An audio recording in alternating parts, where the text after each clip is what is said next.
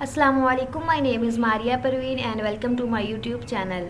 आज की इस वीडियो में हम ENG201 के लेक्चर नंबर 11 को डिस्कस करेंगे। तो लेक्चर नंबर 11 हमारे पास है the 7 C's of effective communication. इसमें बेसिकली हमने करना क्या है कि हमने जो पिछले 4-5 लेक्चर्स में 7 C's को डिस्कस किया 1 बाय 1 एंड ओवरऑल डिस्कस किया, उसका हम रिव्यू करेंगे। ठीक है, मतलब हम उनको 1 बाय 1 यहाँ पे रिव्यू करेंगे, एक नज़र दोबारा देखेंगे। तो बेसिकली ये लेक्चर पिछले लेक्चर से ही रिलेटेड है, तो यहाँ पे हमने उन्हीं टॉपिक्स को या उन्हीं 7 C's को अगेन जो है एक नज़र देखना है, मतलब उसको रिव्यू करना है। तो यहाँ पे वही उन्होंने दिया हुआ है कि करेक्टनेस है and review of 7 C's। Correctness सबसे पहले क्या होती है? करेक्टनेस क्या है बेसिकली? करेक्टनेस मतलब किसी चीज़ को करेक्ट करना, ठीक करना। कोई चीज़ अगर आपसे मतलब कहीं पे कोई मिस्टेक ना हो, कोई गलती ना हो, वहाँ पे आप उसको करेक्ट करके लिखते हो। मतलब आप कम्युनिकेशन कर रहे हो, जो भी कर रहे हो उसको करेक्ट रखना है, अपने मिस्टेक नहीं होनी चाहिए उसमें। एंड उसमें जो भी आप टर्म्स वगैरह यूज़ कर रहे हो, जो चीज़ भी वो करेक्टली यूज़ करनी है। कोई आगे पीछे या कोई सीक्वेंस चेंज हो रही है, कुछ भी रॉन्ग नहीं होना चाहिए, सब कुछ करेक्ट होना चाहिए। एंड उसमें यहाँ पे कुछ चीज़ें दी गई हैं कि किन चीज़ों का आपने ख्याल रखना है करेक्टनेस में। ग्रामर का ख्याल रखना है, पंक्चुएशन का ख्याल रखना है, स्पेलिंग का ख्याल रखना है। पंक्चुएशंस में हमारे पास जैसे फुल स्टॉप, कॉमा आ गया, ऐसे जितने भी हमारे पास ये सैम्पल्स वगैरह आते हैं इंग्लिश के ग्रामर में, उनका आपने ख्याल रखना है। ग्रामर वैसे बेसिकली टेंसेज एंड जो भी आपके पास ग्रामर में आते हैं सारी चीज़ें, उनका ख्याल रखना है। स्पेलिंग आपने देखना है कि कोई करेक्ट जो है करेक्ट होना चाहिए, कोई रॉन्ग ना हो। ठीक है, उसके बाद term correctness apply to business message also means the following characteristics. जब बिजनेस में आप इसी टर्म को यूज़ करते हैं करेक्टनेस को, तो इसका मतलब क्या है कि use the right level of language, कि जो आप लैंग्वेज यूज़ कर रहे हैं उसका एक करेक्ट लेवल आपने यूज़ करना है। ठीक है, मतलब उसका लेवल जो है वो आपका राइट होना चाहिए, एग्जैक्ट होना चाहिए। उसके बाद एक्यूरेसी होनी चाहिए, आप जो वर्ड्स यूज़ करना चाहिए वो एक्यूरेट होने चाहिए, मतलब बिल्कुल सिचुएशन के अकॉर्डिंग होने चाहिए। ऐसे वर्ड्स आपने यूज़ करने हैं, एक्यूरेट होने चाहिए। ये नहीं कि कोई और वर्ड आप यूज़ कर रहे हैं सही से समझ ही ना आ रही हो, ऐसे वर्ड्स आपने यूज़ नहीं करने। फैक्ट्स एंड फिगर्स अगर आप वहाँ पे दे रहे हैं तो भी आपने करेक्टली एंड चेक करनी है कि वो ठीक होनी चाहिए। ठीक है, उसके बाद है मेंटेन एक्सेप्टेबल राइटिंग मैकेनिक्स के। मेंटेन करना अपने राइटिंग को जो एक्सेप्टेबल हो। ठीक है, राइटिंग मैकेनिक्स क्या है कि वो आपकी एक्सेप्टेबल होनी चाहिए। तो ये आपकी बिजनेस में 3 चीज़ें देखी जाती हैं, ये आपने याद रखनी है। उसके बाद है फॉर्मल राइटिंग की बात करते हैं। फॉर्मल राइटिंग में क्या आता है? Formal writing is often associated with scholarly writing.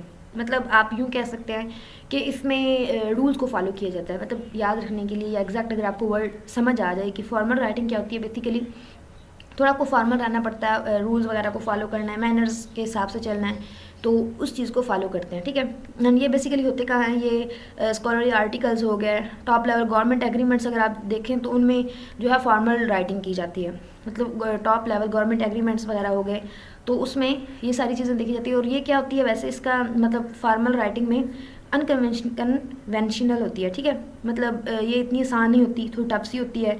And इसमें लॉन्ग सेंटेंसेस होते हैं इन्वॉल्व, मतलब जो सेंटेंसेस वगैरह होते हैं वो लॉन्ग होते हैं, तो और इन्वॉल्व सेंटेंसेस होते हैं, मतलब थोड़ी टफ होती है, समझने में मुश्किल होती है, रूल्स वगैरह होते हैं और थोड़ी सही नहीं होती फॉर्मल राइटिंग जो होती है। मतलब मैनर्स वगैरह सब कुछ होता है लेकिन समझने में हमारे लिए टफ हो जाती है।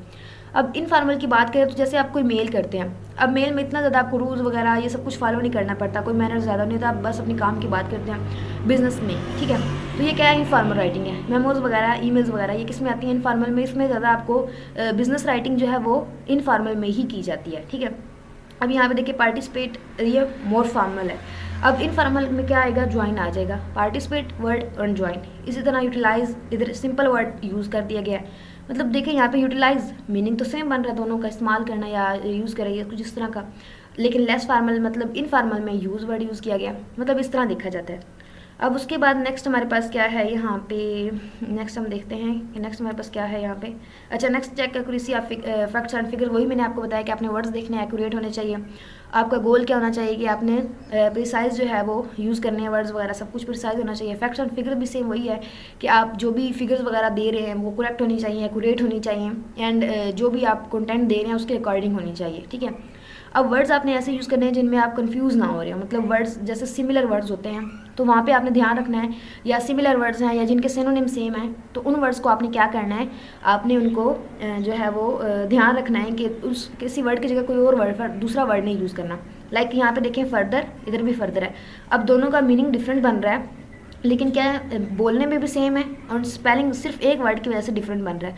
तो आपने ख्याल रखना है कि कौन सा वर्ड आपको यूज़ करना है। अब बिटवीन 2 लोगों के दरमियान यूज़ किया जाता है, अमोंग ज़्यादा लोगों के दरमियान में जो है वो यूज़ किया जाता है, मतलब 3 or more। ठीक है, तो अब यहाँ पे आपने ये ख्याल करना है कि आपने बिटवीन यूज़ करना तब करना जब 2 लोग हों।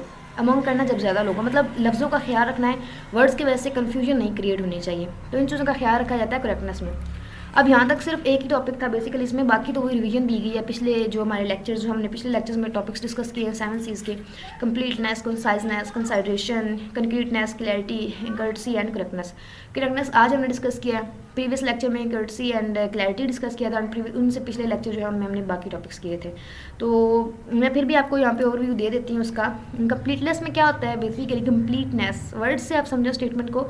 वर्ड क्या है, कंप्लीटनेस, मतलब आप चाहे कोई मैसेज दे रहे हैं, चाहे कोई पैराग्राफ लिख रहे हैं, चाहे कोई कन्वर्सेशन कर रहे हैं, कोई कम्युनिकेशन कर रहे हैं, कुछ भी कर रहे हैं, वो कंप्लीट होनी चाहिए, उसमें कंप्लीटनेस होनी चाहिए।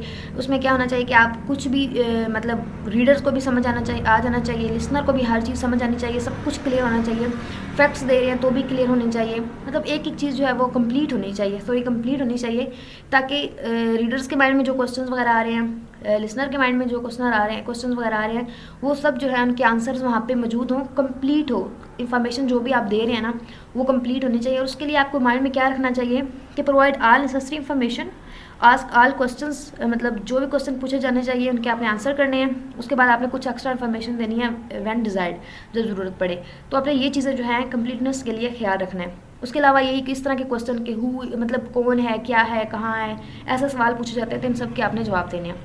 अब क्रेडिबिलिटी की बात करते हैं। क्रेडिबिलिटी में क्या होता है, कम्पिटेंस होती है, मतलब कंपटीशन आप कह सकते हैं। उसके बाद इसमें कैरेक्टर्स वगैरह को देखा जाता है, तो मतलब इसमें भी इस तरह के कुछ क्वेश्चन वगैरह जो है हम किए जाते हैं।